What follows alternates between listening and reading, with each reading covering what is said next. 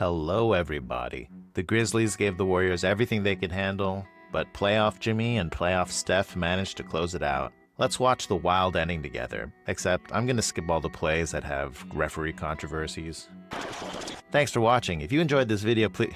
Okay, but seriously, it's a really, really hard job reffing the NBA, and I don't believe in referee conspiracies, and I think the bad calls even out over time. It's like the weather. Sometimes it's sunny, and sometimes there are hurricanes. So let's watch this ending together. This whole play is about trying to get Ja to switch onto Jimmy. So first Moses sets this pin down screen, but Ja says, "You're not the boss of me, I don't have to switch," and he just stays with Moody because Jimmy's not a threat to catch and shoot. So Jimmy signals Moody to try again. So Moody's gonna set another screen to try to force Ja to switch to Jimmy, and Desmond just goes under the screen in anticipation of this play so that Ja can hang on to his new best friend forever. So there's this delicate dance where Bane doesn't want to get too far away from Jimmy, but he needs to be in position to go under the screen. Moses just keeps on trying to shimmy up to Desmond, and Ja's saying, "Give it up, Mo, he's just not into you." And for a split second, it looks like if Jimmy drives, then Ja's gonna have to switch onto him. But then when Moses tries to bring Bane with him, Bane says, "Nah." This has been a subtle problem all season. When the Warriors want to pick on someone like Ja or Trae Young, a good defense can just refuse to switch because Jimmy's not a pull-up threat from three. So Jimmy says, "I guess I'm stuck with this guy, and I'm just going to go playoff Jimmy mode." And he hits this sweet midi. On the other side, Moody is officially guarding Ja, but Memphis sets the screen to force Steph to switch to Ja. Steph's not worried because he knows Draymond is going to play goalie behind him. With that sprained ankle, he just can't get any separation from Steph. Ja is destined to miss this shot, so Podziemski flies in and gang rebounds.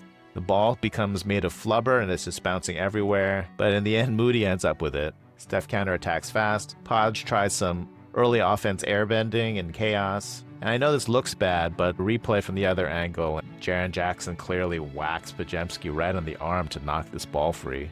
Okay, same old game. Curry's man screens to force Curry to pick up Ja. Curry says, "No problem, I'm not afraid of you." And Draymond is right behind him as goalie. And he does some waving behind him. So Jimmy knows that he has to take on Edey. Ja sees that Jimmy's now guarding Edey, and he tries to rotate the ball to get it to Edey. But I don't know about this. Desmond Bane absolutely carried the Grizzlies today, but I mean, this is a really long shot. Jimmy comes down. Edey has been guarding Jimmy most of the night, and Jimmy has been burning him on drives. But the Warriors still want to pick on Ja, so Moses Moody comes over to set a screen and try to force the switch and all that.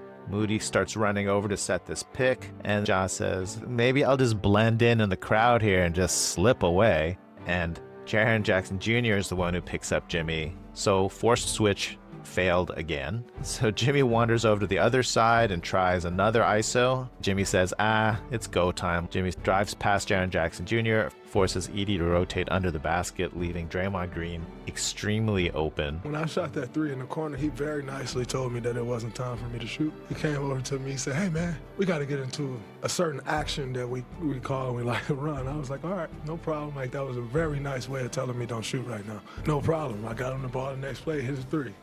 Another pick and roll to force Steph to switch to the ball handler. But then Edey comes in to set the screen. The Grizzlies are trying to invite Steph and Draymond to trap. They feel ready to counter that, which they do by having Edey roll. Jimmy Butler tries to rotate to take the charge, but he's a little too late.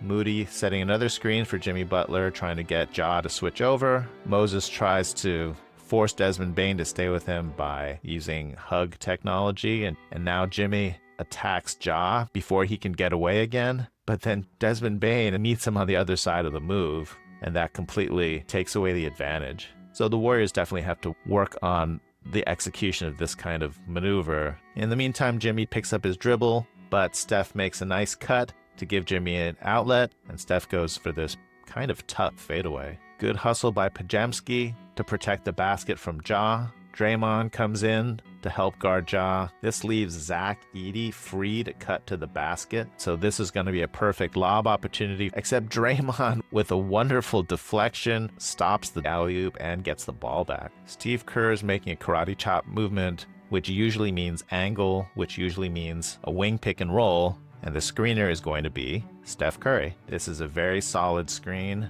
Jimmy turns the corner. Pippen, of course, is keeping his hands on Steph. After all, no one ever got fired regarding Steph Curry. That means Jimmy gets around the corner. Now remember last time, Jimmy drove and Edey rotated, and that left Draymond completely open, and he took a shot, which was a real brick, and Steph said, no, let's do that play that we do. Well, here it is. Jimmy throws it to Draymond, who instantly goes for the dribble handoff to Steph. Pippen has no chance to get through this screen. Steph hits the very big-time shot. Okay, same business. Steph's man screens to force Steph to switch to the ball. Edey steps up to set a second screen, and that brings Draymond into this, which is all a bait because they have a counter all set up, and that Scottie Pippen runs out, and he's going to get this pass, and then they're going to have this wonderful 4-on-3, but as he whips this release pass, Draymond just starts booking it to recover all the way to Edey, who's half a world and 1,000 lonely nights apart. So Moses comes all the way in to temporarily take Edey to stop the entry pass. Draymond's now coming in to relieve Moody, and that leaves Ja Morant completely open. He's the very figure of a Greek sculptor titled Prometheus, completely open on the wing, having his liver eaten. And somehow, in all the chaos, Pippen coughs up this hairball of a shot, and Edey is there to goaltend it right in. Okay, this time the ball comes up to Draymond in the delay spot. Jimmy and Steph do this inside split cut. Jimmy sets a screen on Steph's man, so Edey now has to step up to stop Steph from shooting here. He's trying to buy time for Pippen to recover. Steph strings out this double team and positions himself so Edey is setting a friendly fire screen on his own man, Pippen. That means Pippen has to sell out hard to reach Steph. Pump fake. Look at this hustle for Pippen to get in a second contest.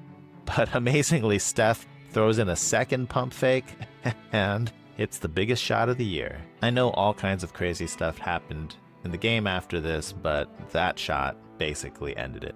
This is traditionally the time when I do a bench celebration audit, but TNT almost never shows the bench celebrations. Here they insta-cut away from it. So instead, we see Draymond about to issue some inspirational verse to the team. Let's use our advanced lip reading technology to figure out exactly what he says. Yo, pack the van with paw for cheers. Yes, we are going to Houston, and it's time to celebrate with some warm Dutch pastries. Warm them up on your cup. It smells like victory. If you enjoyed this video, please like and subscribe. It really helps the channel. And if you didn't enjoy this video, I promise I'll do better next time.